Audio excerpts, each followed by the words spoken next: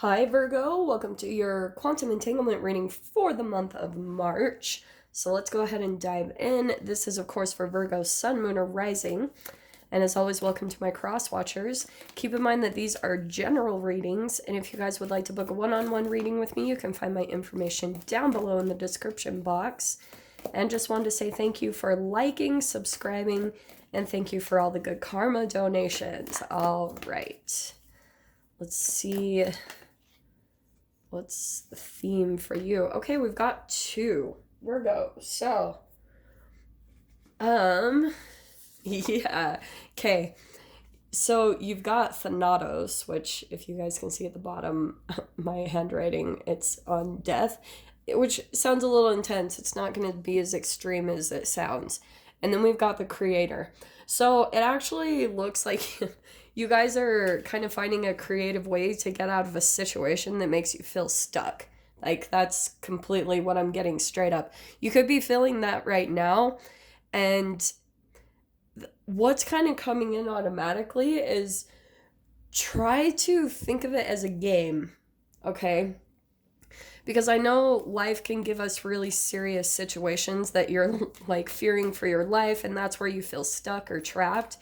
And sometimes the only way that you can lighten it up is that entanglement of, not putting so much energetic weight on how much you feel stuck, okay? So, and this is actually perfect with what I'm saying. So, in your first house, because these are the astrology reads, we're going to cover every area that you guys will probably be confronting and the entanglement throughout the month of March. So, you've got the very first card that's popping out is the Four of Swords. And I'm so sorry, I don't know why it's not focusing. Let me, on. I don't think that did anything, but hopefully. Okay. So, like I said, we've got the Four of Swords. Yeah, no, it's just not going to focus. All right, then. Fine. So, this is all about, I'll read it for you. It's healing, it's stillness, solitude, contemplation, and restoration.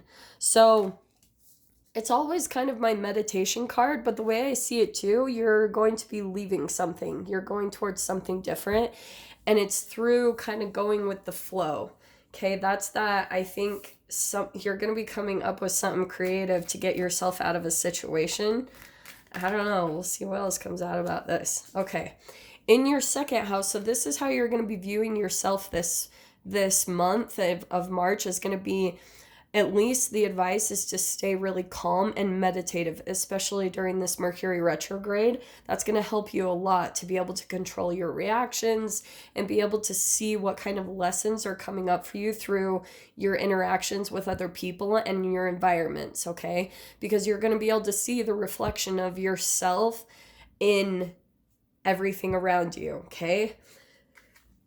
In your second house, you've got the Three of Cups. Man, that is driving me crazy. There we go. You've got the Three of Cups. So this can be like a celebration or a coming together. So you might be, with this coming in with your money house, I feel like there could be people that, you're having like a celebration in a way. Maybe something is going really well with money and people are celebrating with you or people are congratulating you, but it seems like kind of a time where you're celebrating your success in some way, shape, or form, that you accomplished something big this month in your money, which is really good. In your third house, you've got the Eight of Pentacles. So this is all about resourcefulness, it's positive potential, diligence, and passion. It's very hardworking because the 8 in numerology is always like a hard worker. It's someone who's a leader, but in the trenches. Now, when it comes to the communication house, though, I feel like with this, you could be, I don't know, I don't feel like there's that much communication. Honestly, I'm a little stumbling with that because I'm going to pull one more card for a clarifier.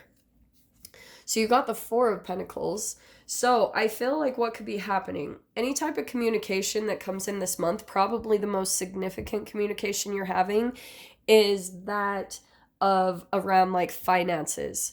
Like you're getting things together or you're talking to someone about Maybe coming, I don't know, this is popping out too. You're talking to someone about like coming together, working together on something, making promises, or I don't know, that's popping out to me as a little different. I don't usually read the Eight of Pentacles that way, but I feel like you're talking about collaborating with someone in some way, shape, or form when it comes to work or working together. And there's a bit of a part of you that's holding back, like you're a little bit cautious and you're reserved and you don't really know for sure about this partnership. So I'll dive into more details for sure on that one. In your fourth house, I'm not surprised to see this guy. You've got the Knight of Pentacles in your home. So there could be a lot of things that you're working on in your home and slow and steady. So however this applies, maybe you guys are trying to get into a new home and you feel like that process is going really slow. The payout is going to be really good though. So this is always about like slow and steady wins the race.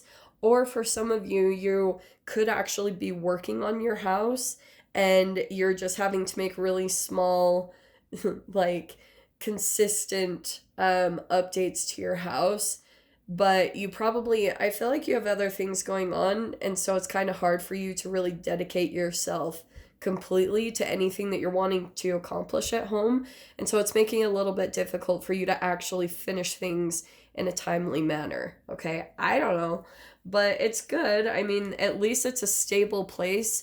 As far as I can see, it's either a stable place that you can go to and continue to work on your goals, or you're working toward that to make your home that type of a place for yourself, okay?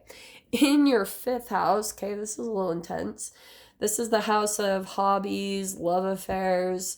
It can be sports, creative expression. So there's something coming to like an end and a beginning here, because this is, oh, freaking, this is driving me crazy.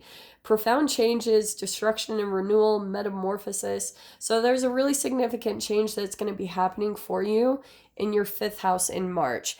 Maybe a fling is coming to an end. Maybe, oh, and that could be the part of this. You know, maybe there was a relationship that you were kind of seeing, Virgo, and maybe they started to become more serious or vice versa. And it's like you're having to get really creative on how to get yourself unstuck from this situation, because I feel like you're trying all these things that you would think, oh, I'm just going to say this and then this person won't be interested in me anymore. And it's not really working that way. So you're having to come up with creative ways how to get this thing to officially end. In the sixth house, in your house, you've got the Two of Wands. And this is all about, this can be travel, but this is the house, right? It's your house, so it's diet and health. You guys might actually be traveling to see someone about diet and health. I don't know. Or you're at least following someone who is a traveler or something like that. But there's something here about a partnership. Like maybe you're getting a coach or someone that's helping you to find different ways to approach your diet and nutrition and your health, like any goals that you guys are wanting to accomplish there. You might be partnering up in some way, shape, or form with someone, and it could be a foreign person. It could be someone who's going to show you a completely different way to approach your goals and how to accomplish certain things. So keep an eye out for that. Like maybe it's even just someone on YouTube that you can watch. In your seventh house, you've got the Four of Cups. This can be, I feel like, I'm not really surprised for you guys, because this is marriage, partnerships, and even contracts. And Four of Cups is like disappointment, it's dissatisfaction, sometimes boredom. So I feel like that could be connected to this Death card. If you're actually ending like a relationship, or that some type of relationship is coming to an end, like more of a casual friendship, and there was a hope that maybe it would be long term, and you might be feeling disappointed this month, like, or that just might be coming up emotionally during the Mercury retrograde, as you're just feeling a disappointment about not really having a partnership, like someone that you feel really connected to, okay? And not to put that out there, but that's at least what's popping in. But the thing that I love about this card is that it's all about where your focus is. See, there's this little like the sun, all this positivity that's being handed to this person, but this person is kind of sitting there pouting. And so it's like, look up. There's all these great opportunities, other partnerships and things that you could get involved in, but your focus just needs to be there too. You need to be looking for the good, looking for the positive. In your 8th house, you've got the 10 of Swords. Okay, so these two I definitely want to say are connected when it comes to something significant ending here and a transformation happening, and then 10 of Swords, because this is the Scorpio house. It's death, sex, transformation, taxes, other sources of income. So there's something really big coming to an end in your life. But again, this is a 10. It's the close of a chapter. And the thing I love about this is it's endings and new hope. Karmic lessons, devastation, ruin. But that means that it's all coming to an end. So I feel like Mercury retrograde is kind of helping to like finish up some lessons, help you to get some clarification into why maybe a certain area has been a bit of a struggle for you, Virgo, so that you can move forward. Because yeah, it looks like more things are coming to an end and you're getting out of situations that have made you feel a little bit trapped or stuck. In your 9th house, you've got the Maiden of Rings. Now, this is actually really cool because this is the Sagittarius house, house of mental exploration, travel. So you could be studying, doing some reflection, or you're learning a lot. Maybe you're reading a lot this month and it's helping to open up your mind. That was perfect to come out there because usually I have to say that, but you actually have the card with someone studying. So Virgo, try to like get out of your norm and read different things, or start researching, especially if you're wanting to travel somewhere. Start getting it in your mental mind and like in your vibrational reality by entangling with the information already, and that's going to bring the manifestation in even faster, because the Maiden of Rings or the Maiden of Pentacles, that's a manifestation, that's the physical. So you're learning how to manifest something, like maybe going somewhere or moving somewhere. Could be different for all of you. That could be the Knight of Pentacles that you're working towards down here, because that's kind of a perfect connection between those two. In your 10th house, you have got the Knight of Cups. Okay, I feel as though you guys could be getting some type of an offer, because this is propositions, it's new ideas, it's your heart's desire. Now, this is your house of career. So there could be some new ideas that either you're throwing out there, like if you're an entrepreneur, you're going to be coming up with some new ideas. And that's perfect with the Pisces energy, because this is the time to imagine things, to put your really creative and imaginative, right? You've got the creator card. Put those skills to use and start implementing them in your career, like accomplishing certain goals, because I feel like if you do, you could be getting some type of offer in return.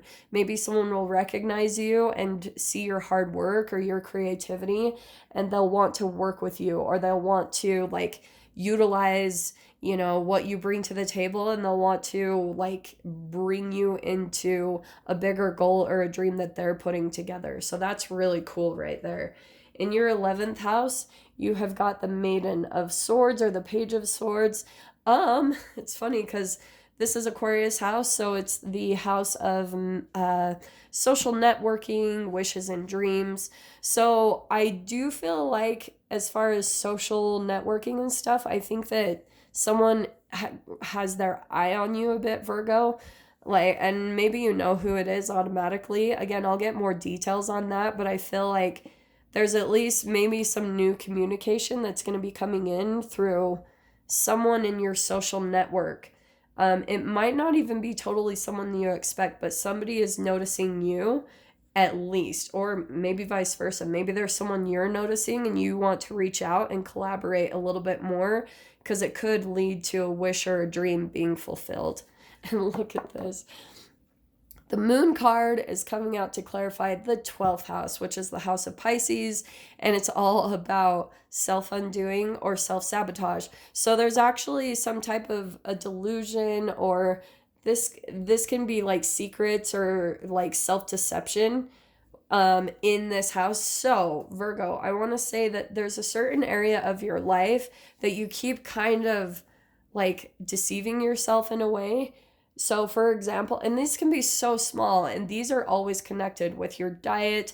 You might need to have someone that kind of holds you accountable just for this time in your life, because maybe there's just a lot on your plate and you're almost needing someone as support with your diet and your health, or just really so you don't fall into self-sabotaging habits, because maybe you're feeling just a lot of stress, a lot of things on top of your plate.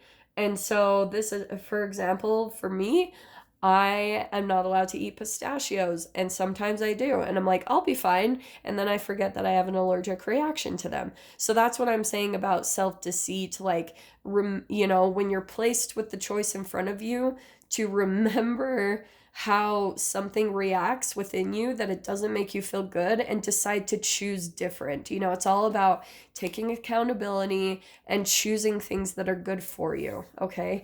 So I'm going to dive into the extended with this, Virgo. If you guys want to join me over there, feel free. Go down below, click on the Vimeo link, and I'll see you over on the other side. But Virgo, if this is where we leave things, I'm sending you guys so much love. Wish you all the very best, and I'll see you in your next reading. Take care.